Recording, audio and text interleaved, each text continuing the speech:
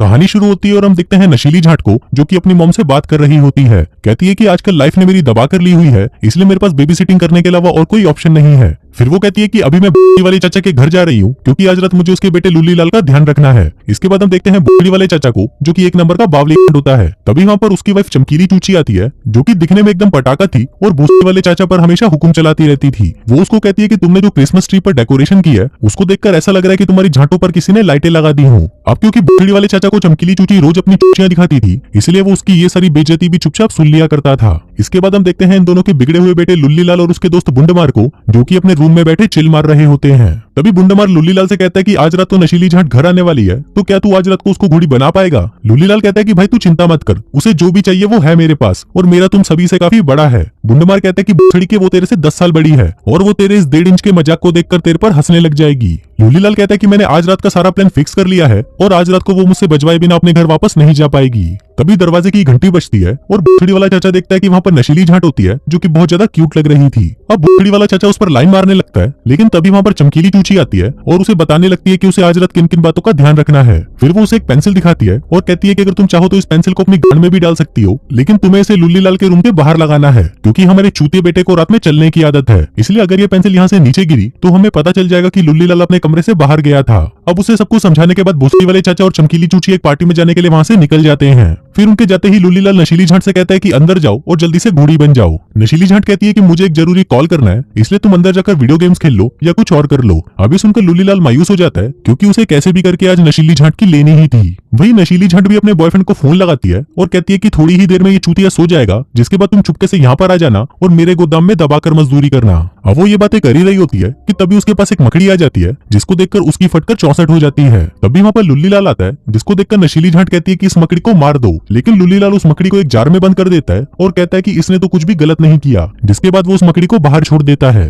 अब लुल्ली लाल को लगता है कि शायद उसके इस काम से इंप्रेस होकर नशीली जाट उसे अपनी पिंकी पिटवा लेगी, लेकिन ऐसा कुछ नहीं होता और नशीली जाट अभी भी अपने बॉयफ्रेंड के साथ ही लगी हुई होती है। फिर कुछ देर तक ऐसे ही बकचोदियां करने के बाद जब नशीली जाट बोर होकर टीवी पर मूवीज देख रही होती है, तभी वहाँ पर लुल्ली लाल एक शैंपेन की बोतल लेकर आता है और उसके सामने ही पीने लगता है। अभी देखकर नशीली जाट कहती है कि बछड़ी के तू ये क्या कर रहा है, ला ये बोतल मुझे दे दे। लुल्ली लाल कहता है कि अब मैं कोई बच्चा नहीं रहा, अब मैं एक मर्द बन चुका हूँ। नशीली जाट कहती है कि तुम्हारी इन हरकतों से मैं तुमसे घंटा इंप्रेस नहीं होने वाली और ना ही मैं तुमसे अपनी पिंकी पिटवाऊंगी। अब नशीली जाट उससे वो बोतल लेकर सारी शैंपेन को फेंकने लगती है, लेकिन तभी उसे उसके बॉयफ्रेंड का कॉल आता है, जो उसे पूछता है कि क्या मैं तुमसे मिलने आ सकता हूँ, लेकिन नशीली जाट उसे मना कर देती है और कहती है कि नहीं, आज रात नहीं। अभी सुनकर उसका बॉयफ्रेंड गुस्सा हो जाता है और उसे गालियां देने लगता है। अब इससे नशीली जाट को भी गुस्सा आने लगता है और वो उसका फोन काटकर उस शैंपेन की बोतल से शैंपेन पीने लगती है। तभी वहाँ पर लुल्ली लाल आ जाता है और कहता है कि मैं ये किसी को नहीं बताऊंगा, जिसके बाद वो भी उस शैंपेन को पीने लगता है। इस पर नशीली जाट कहती है कि ये सभी चीजें मुझे इंप्रेस नहीं करती, लेकिन मुझे लगता है कि तुम वैसे भी बहुत कूल हो, जिसके बाद वो लुल्ली लाल के लिए पिज्जा ऑर्डर करने लगती है। लेकिन तभी अचानक उसके घर का फोन बजता है, जिससे नशीली जाट की फटकर 64 हो जाती है। अब नशीली जाट वो फोन उठाती है, लेकिन उसे आगे से कोई जवाब नहीं मिलता। फिर वो दोनों साथ मिलकर मूवी देखने लगते हैं, जिस दौरान लुल्ली लाल कहता है कि तुम उस बुढ़ी वाले रिकी को डेट क्यों कर रही हो, वो तो हमेशा ही तुम्हारे साथ बुरा बिहेव करता है। कहता है कि तुम चाहो तो किसी भी लड़की को आसानी से अपना बॉयफ्रेंड बना सकती हो, लेकिन तुम हमेशा इन जैसे चूतियों के साथ ही क्यों फंस जाती हो।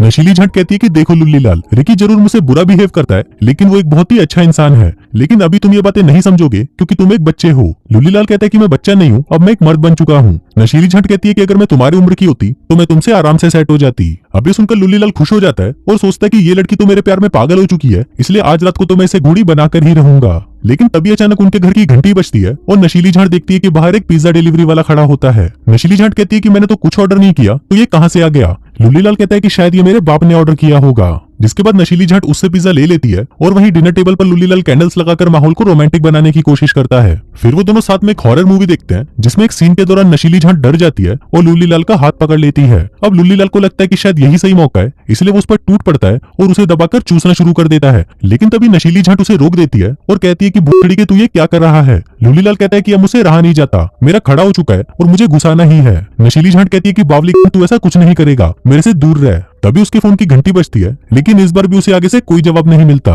अब नशीली झांट को लगता है कि शायद ये सब उसका चूतिया बॉयफ्रेंड कर रहा है, इसलिए वो उसे गालियां देने लगती है और कहती है कि बछड़ी के मैं तेरी गांड में डंडा डाल दूंगी। वहीं लुल्लीलाल का दिल टूट चुका था, इसलिए वो अपना गम भुलाने के लिए दारू पीने लगता है। तभी नशीली झांट की नजर खिड़की पर पड़ती है जहाँ पर किसी ने एक सेंटा क्लॉज रख दिया था। अभी देखकर नशीली झांट डर जाती है और कहती है कि कोई तो है जो हम पर नजर रख रहा है। तभी वो देखती है कि घर का पीछे का दरवाजा खुला हुआ है, जिसको देखकर वो और डर जाती है और लुल्लीलाल को कहती है कि जल्दी से मुझे मेरा फोन दो। लेकिन लुल्लीलाल जैसे ही वो फोन उसकी तरफ फेंकता है, वो फोन जाकर एक्वेरियम में गिर जाता है। अब नशीली झांट उसे बाहर निकालने लगती है, लेकिन तभी उसके दरवाजे पर कोई नॉक करता है। अब लुल्लीलाल दरवाजा खोलने लगता है, लेकिन नशीली झांट उसे रोक देती है और कहती है कि हमें पुलिस को बुलाना चाहिए। लेकिन अपना लुल्लीलाल तो मर्द बन चुका था, इसलिए वो दरवाजा खोलकर कहता है कि बछड़ी के तू जो भी है मैं तेरी गांड मार दूंगा। तभी अचानक कोई आदमी आकर उसके ऊपर जंप करता है, लेकिन जब लुल्लीलाल उसकी शक्ल देखता है तो उसे पता चलता है कि ये तो उसका दोस्त बुंडमार है। नशीली झांट कहती है कि बछड़ी के ये क्या बकवादी है, अगर मैं पुलिस को बुला लेती तो वो लोग तेरी गांड सुझा देते।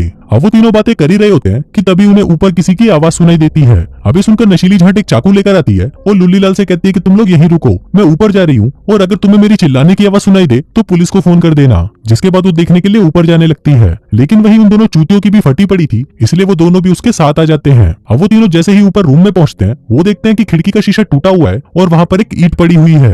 अब नशीली झांट पुलिस को फोन करने की कोशिश करती है, लेकिन उनके घर का एक भी फोन काम नहीं कर रहा होता। फिर वो लोग इंटरनेट से मदद बुलाने की कोशिश करते हैं, लेकिन उनके वाईफाई का सिग्नल भी कट हो चुका होता है। अब उनके पास और कोई रास्ता नहीं बचा था सिवाय घर से बाहर जाकर मदद लाने के, इसलिए नशीली झांट कहती है कि तुम लोग यहीं वेट करो, मैं जल्दी से जाकर पुलिस को बुला लाती हूँ। लेकिन जैसे ही वो खिड़की से बाहर देखती है, उसे पता चलता है कि उसके कार का टायर किसी ने पंचर कर दिया है। इसी दौरान ऊपर से बुंडमार उस ईंट को लेकर आता है जिसमें लिखा हुआ था कि अगर तुम यहाँ से बाहर गए तो तुम मरोगे। अभी देखकर बुंडमार बहुत ज्यादा डर जाता है और घर से बाहर भागने लगता है, लेकिन तभी एक गन शॉट की आवाज आती है और बुंडमार वहीं टपक जाता है। अभी सब देखकर नशीली झांट की फटकर 464 हो जाती है और वो लुल्लीलाल से पूछती है कि क्या तुम्हारे घर पर कोई गन पड़ी है। लुल्लीलाल कहते हैं कि हाँ, मेरे पापा के बेडरूम में है। नशीली झांट कहती है कि हमें कैसे भी उस गन को लाना पड़ेगा। जिसके बाद वो दोनों छुपते छुपाते उसके बाप के बेडरूम की तरफ जाने लगते हैं। तभी वहाँ पर वो एक आदमी को देखते हैं जो कि अपने हाथ में एक शॉटगन लेकर घूम रहा था। अभी देखकर नशीली झांट लुल्लीलाल को लेकर एक रूम में आ जाती है और एक कबर्ड में जाकर छुप जाती है। तभी कुछ ही देर में वो शॉटगन वाला आदमी भी वहाँ पर आ जाता है और उन दोनों को ढूंढने लगता है। अब नशीली झांट की बहुत ज्यादा फटी पड़ी थी और उसे लग रहा था कि शायद वो दोनों जल्दी ही टपकने वाले हैं, लेकिन तभी उसकी नजर उस आदमी के मास्क पर पड़ती है, जिसको देखकर वो लुल्लीलाल से कहती है कि ऐसा ही एक मास्क तुम्हारे पास भी है ना। अब नशीली झांट समझ जाती है कि ये दोनों बहन के लोग मिलकर उसे चूतिया बना रहे हैं। जिसके बाद वो कबर्ड से बाहर आती है और बुंडमार को उसका मास्क उतारने को कहती है। फिर वो उन दोनों से कहती है कि बड़ी वालों ये कैसा मजाक है। लुल्लीलाल कहता है कि हम तो सिर्फ तुम्हें डराना चाहते थे।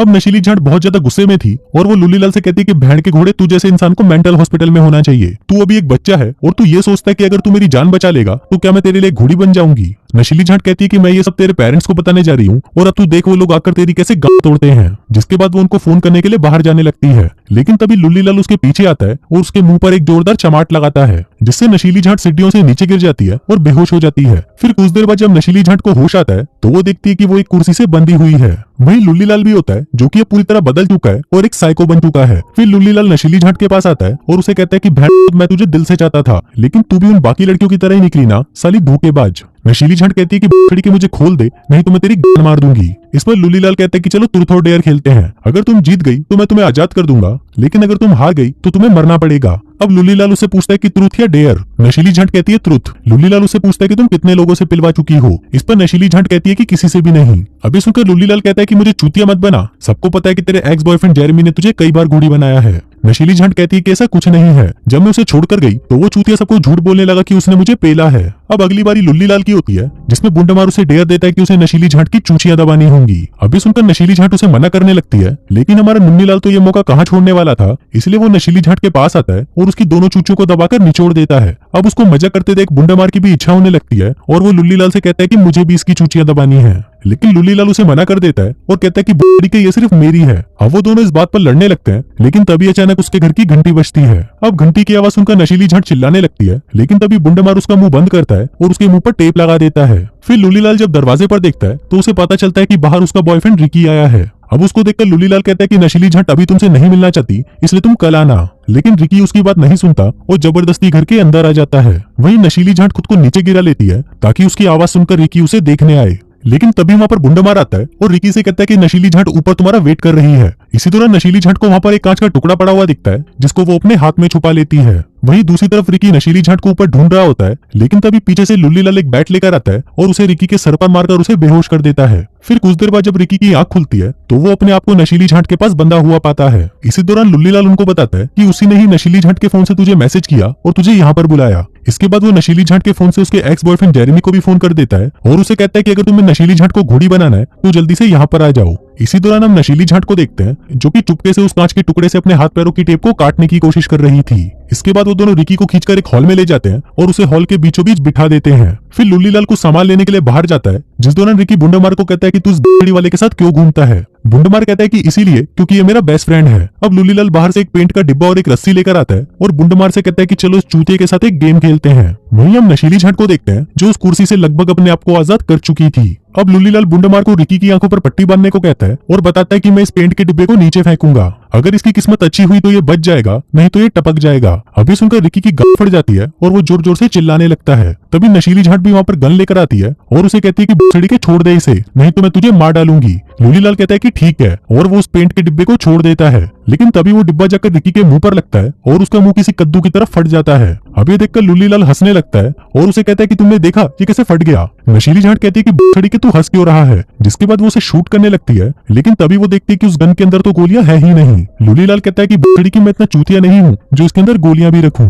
अब नशीली झाट वहां से भागने लगती है, लेकिन इससे पहले कि वो घर से बाहर जाती अचानक कहीं से एक उड़ती हुई ईंट आकर उसके सिर पर लगती है और वो वहीं पर बेहोश हो जाती है। फिर कुछ देर बाद जब उसे होश आता है तो वो देखती है कि उसे फिर से बांध दिया गया है। अब लुल्लीलाल उसके पास आता है और उसे कहता है कि अब बस बहुत हुआ, अब मैं तुझे दबा कर पेलूंगा और उसके बाद जब मेरा मन तेरे से भर जाएगा तो मैं तुझे मार डालूंगा। अब वो अपना कार्यक्रम शुरू करने ही वाला होता है, लेकिन तभी वो देखता है कि बाहर नशीली झाट का बॉयफ्रेंड जेरेमी भी आ चुका है। अब लुल्लीलाल जेरेमी के पास जाता है और उसे कहता है कि मुझे यहाँ पर नशीली झाट ने भेजा है। फिर वो उसे एक डायरी देता है और उसे कहता है कि नशीली झाट ने कहा है कि तुम इसमें उसके लिए एक सॉरी लेटर लिखो, जिसके बाद ही तुम उसके पास जाकर उसे बजा सकते हो। अब जेरेमी लुल्लीलाल की बात मान जाता है और वहां पर बैठकर नशीली झाट के लिए एक लेटर लिखने लगता है, लेकिन तभी पीछे से लुल्लीलाल एक रस्सी का फंदा लेकर आता है और उसे जेरेमी के गले में डालकर उसे लटका देता है। दूसरी तरफ अंदर हम नशीली झाट को देखते हैं जो कि बुंडमार को भूत का लालच देकर उसे उसको खोलने के लिए कहती है। अब बुंडमार भी उसकी इन बातों में आ जाता है और उसे खोलने लगता है, लेकिन तभी लुल्लीलाल उसे ऐसा करते हुए देख लेता है और बुंडमार को शूट कर देता है। अब अपने दोस्त को मरता हुआ देखकर लुल्लीलाल नशीली झाट को गालियां देने लगता है और उसे कहता है कि बुखड़ी की तेरी वजह से मुझे मेरे दोस्त को मारना पड़ा,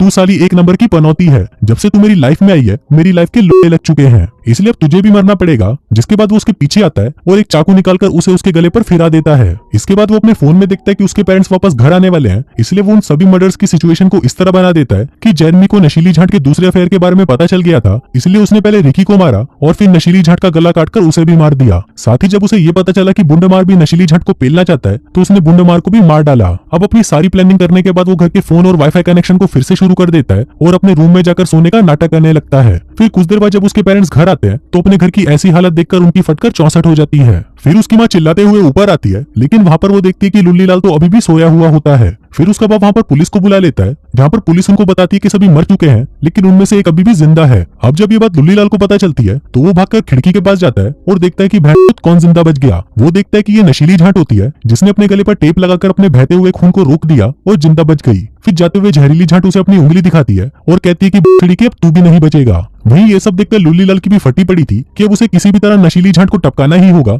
नहीं तो उसके खुद के भी लोड़े लग जाएंगे। और इसी के साथ ही ये फिल्म यहीं खत्म हो